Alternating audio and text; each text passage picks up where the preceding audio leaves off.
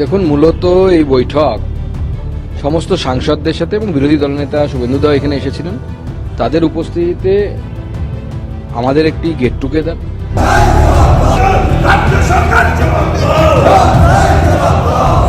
যেখানে সবাই নিজের যে ভাবনা আগামী 26-এ মমতা বন্দ্যোপাধ্যায়কে, তৃণমূল কংগ্রেসকে পরাজিত করার জন্য এবং বাংলাকে এই অত্যাচারী শাসনের হাত থেকে মুক্তি দেওয়ার জন্য।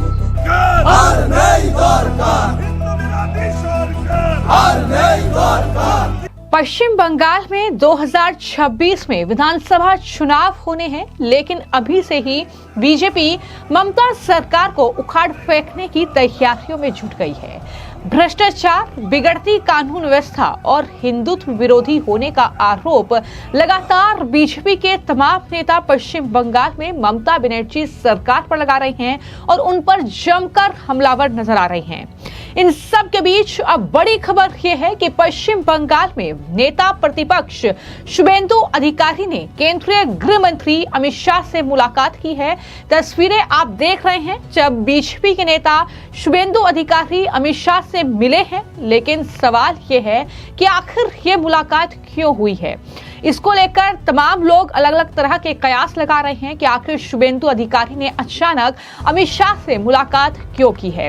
हालांकि शुभेंदु अधिकारी ने इन तस्वीरों को साझा करते हुए ये बताया कि 30 मिनट तक अमित शाह से वो मिले हैं और हमने पश्चिम बंगाल की वर्तमान राजनीतिक स्थिति और आगे के रास्ते के बारे में चर्चा की है। उन्होंने कहा कि मुझे विश्वास है कि उनका अमूल्य मार्गदर्शन जो है वो चुनावी जो वर्ष होगा आने वाले वक्त में उसमें मदद करेगा। ये तमाम बातें शुभेंदु अधिकारी ने लिखी हैं, लेकिन ये माना जा रहा है कि पश्चिम बंगाल में जिस तरीके से लगातार सियासत गरमाई हुई है, हिंदुत्व विरोधी होने का आरोप बीजेपी ममता सरकार पर लगा रही है, जिस तरीके से पश्चिम बंगाल के अलग अलग जो जिले हैं वहां पर हिंसा भड़क रही है, उसको लेकर शुभेंदु अधिकारी ने अमित शाह को विस्तृत जानकारी दी है। ये अंदेशा लगाया जा रहा है और जाहिर तौर पर पश्चिम बंगाल में अगले साल विधानसभा का चुनाव है, तो ऐसे में विपक्ष के जो नेता हैं पश्चिम बंगाल में शुभेंदु अधिकारी, उन्होंने पश्चिम बंगाल में कानून व्यवस्था, भ्रष्टाचार और राजनीतिक हिंसा जैसे मुद्दों को लेकर केंद्रीय गृह मंत्री अमित शाह से ये मुलाकात की है और उन्हें पूरी जानकारी दी है। इसी के साथ क्या रोड मैप जो है पश्चिम बंगाल में बीजेपी का रहेगा 2026 चुनाव के लिए, ये कहीं ना कहीं तमाम बातें जो हैं इस मुलाकात में हुई होंगी। ये अंदेशा लगातार इस मुलाकात को लेकर लगाया जा रहा है, लेकिन एक बड़ी मुलाकात है क्योंकि पश्चिम बंगाल में जिस तरीके से लगातार ममता बनर्जी जो है प्रचंड जीत हासिल कर रही हैं और ममता बनर्जी को पश्चिम बंगाल की कुर्सी से हटाना फिलहाल तो नामुमकिन सा नजर आ रहा है, लेकिन बीजेपी ये दावा कर रही है कि इस बार वो टीएमसी को पश्चिम बंगाल की सत्ता से उखाड़ फेंकेंगे। लेकिन ये कैसे मुमकिन होगा, ये कहीं ना कहीं बड़ा सवाल है। हालांकि इसको लेकर ऐसा लग रहा है कि अभी से बीजेपी ने कमर कस ली है। तमाम नेता लगातार ममता बनर्जी,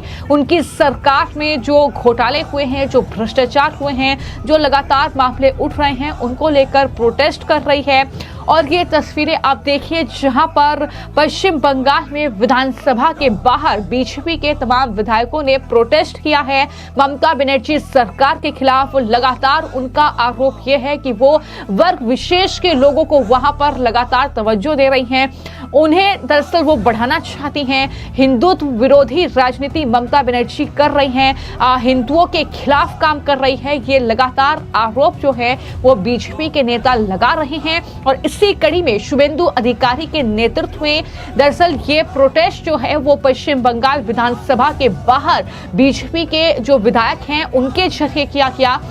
ममता बनर्जी सरकार के खिलाफ नारेबाजी की गई और वहीं पर तस्वीरें जो आप देख रहे हैं, एक तरफ प्रोटेस्ट हुआ है तो दूसरी तरफ शुभेंदु अधिकारी ने जो है लगातार जो विधायक हैं उनके संपर्क में वो हैं, उनसे मुलाकात कर रहे हैं, तमाम नेताओं से मुलाकात कर रहे हैं। इसके अलावा जो दिलीप घोष हैं बीजेपी के लीडर, उनसे शुभेंदु अधिकारी ने मुलाकात की है। वो तस्वीरें भी आप देखिए, यानी बीजेपी कहीं ना कहीं फुल तैयारी में नजर आ रही है। भले ही चुनाव अगले साल हो, लेकिन कुछ ही महीनों का वक्त अब चुनाव में बाकी है। तो ऐसे में बीजेपी कोई कोर कसर बाकी नहीं छोड़ना चाहती है, बिल्कुल वैसा काम करना चाहती है जैसे दिल्ली में 27 साल का सूखा खत्म करके बीजेपी सत्ता पर काबिज हुई है। और कहीं ना कहीं पश्चिम बंगाल में भी बीजेपी को यही उम्मीद है कि जिस तरीके से ममता बनर्जी वहां पर हिंदुत्व विरोधी राजनीति कर रही है, उस बीच कहीं ना कहीं बीजेपी जो है अपनी सेंध पश्चिम बंगाल में लगाए। तो ऐसे में ये तैयारी बीजेपी की चल रही है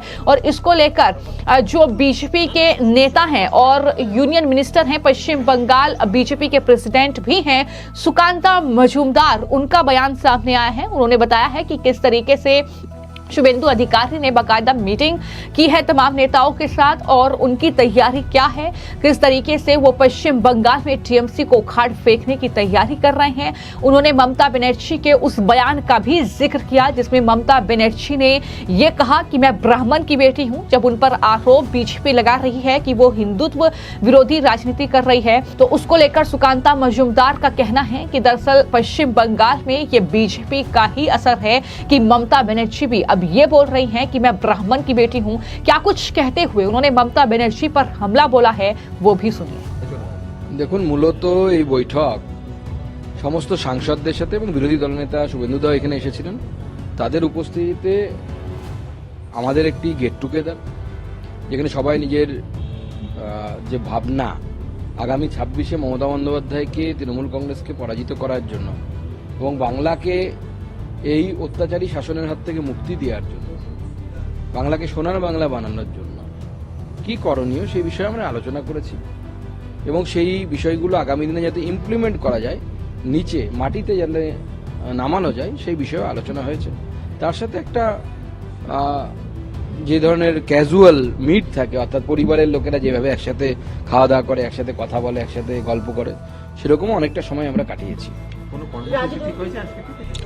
দেখুন, এখানে তো কর্মসূচি পুরোটা ঠিক হওয়া সম্ভব নয়, কারণ এখানে শুধু এমপিরা আছে। যেহেতু বিজেপি সংগঠনের লোকেরা সবাই এখানে নেই, তো বিজেপির কর্মসূচি সাংগঠনিক দলের যখন সাংগঠনিক বৈঠক হয় সেখানে ভ্যালিডেট হওয়ার পর সেটা নিচে যায়।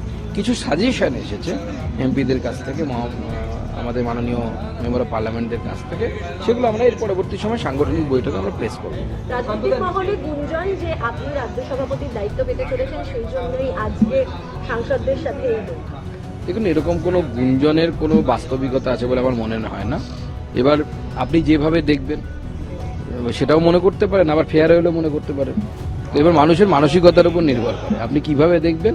আমার কাছে দুটোই সমান।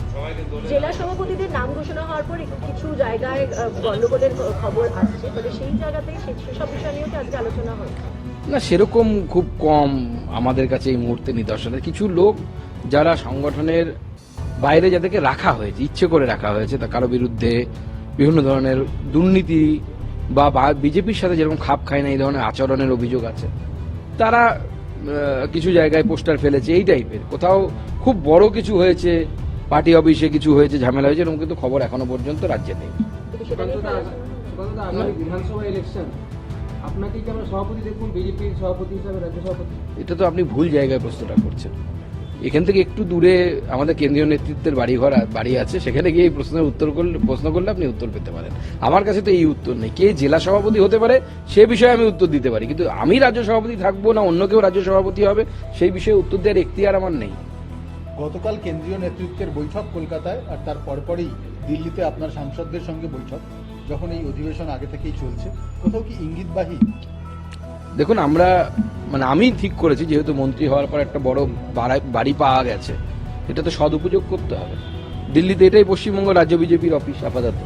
তো স্বাভাবিকভাবে এখানে আমরা প্রতি সেশনে একবার, সে চায়েতে হোক বা রুটিতে হোক বা ভাতে হোক বা নাড়ুতে মুরগিতে হোক, একবার না একবার আমরা প্রতি সেশনে বসবো, যাতে আমরা বিভিন্ন অভিজ্ঞতা আমরা নিতে পারি। আমাদের শ্রমিকদা আছেন, সিনিয়র আমাদের এমপি, তিনি খুব সুন্দর প্রশ্ন করছেন, ভালো বক্তব্য রাখেন, তার অভিজ্ঞতা তো আমাদের নতুন সাংসদরা নিতে পারেন। মনোজ টিগ্গা নতুন সাংসদ আছেন, আমাদের কার্তিক পাল নতুন সাংসদ আছেন, সৌমেন্দু অধিকারী নতুন সাংসদ আছেন। তো যারা নতুন সাংসদ তারা তার অভিজ্ঞতা নেবে, যারা দ্বিতীয়বারের সাংসদ তারা নতুনদেরকে তাদের অভিজ্ঞতা দিয়ে সাহায্য করবে।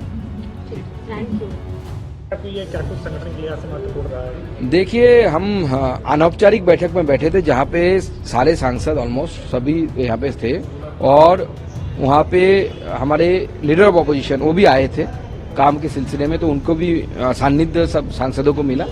इसमें हमने भारतीय जनता पार्टी की अगले जो रणनीति क्या होनी चाहिए सांसदों की राय ली और एक ऑफिशियल मीटिंग जैसे इसको मत लीजिए, एक अनऑफिशियल कैजुअल मीटिंग जिसमें सब लोग अपनी दिल की बात जहाँ पे क्या होना चाहिए उनकी सजेशन आपस में डिस्कशन सारा हुआ और 26 में ममता बनर्जी को कैसे हटाना है, तृणमूल कांग्रेस को कैसे उखाड़ के फेंकना है, इसको लेकर रणनीति में भी डिस्कशन हुआ जो आगे आने वाले समय में हम संगत जब हमारा ऑर्गेनाइजेशनल मीटिंग होगा उसमें प्लेस करेंगे। ममता बनर्जी कह रही है कि मैं सभी धर्मों के कार्यक्रम में जाती हूँ, लेकिन जब मैं किसी स्पेसिफिक कार्यक्रम में जाती हूँ तो कहते हैं मुस्लिम तुष्टिकरण हो रहा है, कभी कहते हैं हिंदू तुष्टिकरण कर रही है। देखिए, ममता बनर्जी पहली बार इस बार विधानसभा के अंदर, असेंबली के अंदर, बाहर हिंदू शब्द सिंगली यूज कर रही है। इससे पहले ममता बनर्जी की एक भी फुटेज सिर्फ हिंदू इस वर्ड को लेकर आप दिखा नहीं पाएंगे और यही अच्छे दिन है। बीजेपी का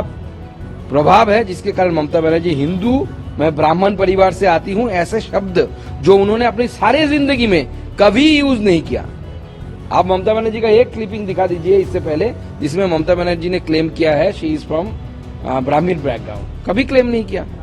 आज पहली बार वो बोल रहे हैं, इसका मतलब ये बीजेपी का प्रभाव है, हिंदुत्व का प्रभाव है, इसे ये शायद अच्छे दिन कहते हैं। सर, जिला अध्यक्षों की भी सूची आनी है, कब तक उम्मीद की जाए बंगाल के अंदर? देखिए, 30 तारीख तक हम सारे जिला ऑलमोस्ट कंप्लीट कर लेंगे।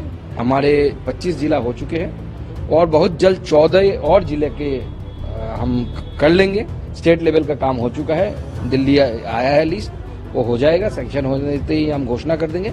4 जिला जहाँ पे हमने रोक के रखा है वो 4 जिला उसके बाद हम कर लेंगे तो कंप्लीट हो जाएगा इस महीने तक।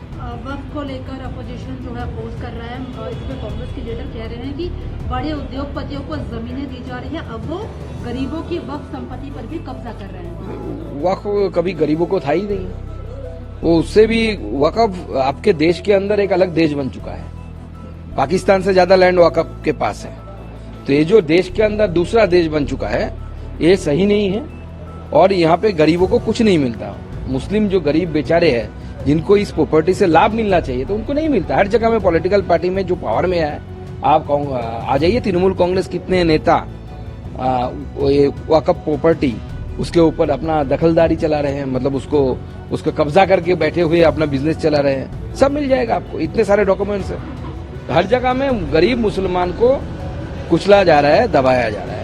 इसलिए नरेंद्र मोदी जी ने ये एक्ट लाया है। ये एक्ट अगर पारित हो जाता है तो इस जो प्रॉपर्टी है वक्फ प्रॉपर्टी को सही यूटिलाइजेशन होगा। तो कुल मिलाकर पश्चिम बंगाल में आने वाले वक्त में जो विधानसभा चुनाव होना है, इससे पहले ये सियासी गहमा-गहमी शुरू हो गई है। ये चुनावी तैयारियां एक तरीके से शुरू हो गई हैं और कहीं ना कहीं लगातार बीजेपी के जो नेता हैं वो मीटिंग पर मीटिंग कर रहे हैं, चाहे वो केंद्रीय गृह मंत्री अमित शाह के साथ मीटिंग हो। आखिर क्या तैयारी बीजेपी की है, क्या तैयारी जो है मोदी सरकार की रहेगी, किस तरीके से हम देखेंगे कि पश्चिम बंगाल में भी जो घुसपैठी हैं क्या उन पर शिकंजा कसा जाएगा, ये कहीं ना कहीं बड़े सवाल हैं जो इस मीटिंग को लेकर उठ रहे हैं। लेकिन वहीं पर पश्चिम बंगाल बीजेपी के नेताओं का मकसद क्या है, इसको लेकर भी सुकांता मजूमदार ने ये बड़ा बयान दिया है जिसमें उन्होंने कहा है कि पश्चिम बंगाल से टीएमसी को उखाड़ फेंकना है और उसके लिए ही बीजेपी फिलहाल तैयारी कर रही है।